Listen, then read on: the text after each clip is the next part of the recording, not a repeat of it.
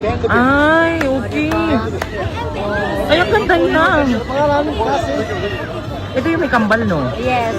Hello. Ang ganda mo na. Kapuso actress Cassie Legaspi spotted sa Siargao Island na nag-enjoy na matuto mag-skateboard kasama ang kanyang mga kaibigan. Inaalalayan siya ng mga ito upang hindi sumimplang.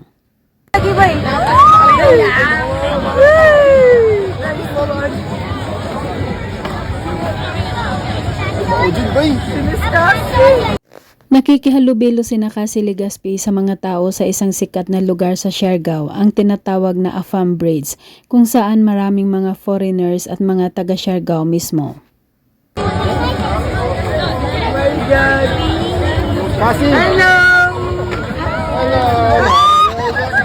Nice one! Balik ako. Dahil unang experience ni Cassie mag-skateboard, makikitang medyo napagod ito at nangangalay ang mga paa at pinapawisan pa. Pero makikita sa kanyang mukha ang saya sa naturang experience.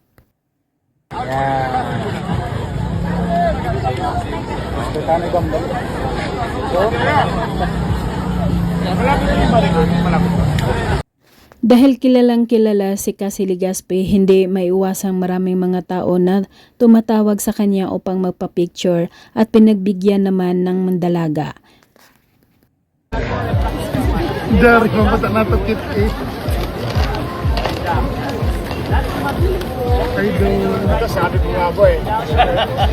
Kahit nakaupo na ito sa isang tabi na may maliit na lamisa at umiinom ng buko juice, marami pa rin ang lumapit sa kanya. Napakasimple lang ang kasuotan nito pero lutang na lutang pa rin ang kanyang ganda.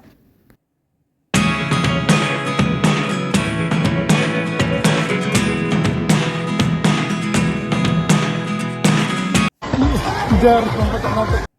Kakatapos lang ng teleseryeng Hating Kapatid kung saan kasama ang buong Legaspi family, kaya naman may oras na silang magbakasyon ngayon tulad ni Cassie na nagpunta ng Siargao.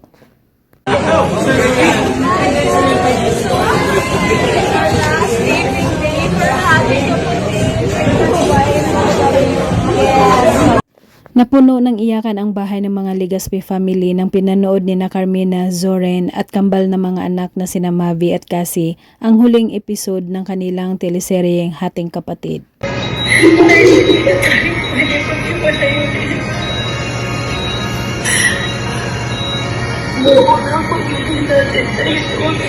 Ang mag-inang Carmina at Cassie Legaspi ang naging emosyonal at talagang napaiyak ng todo.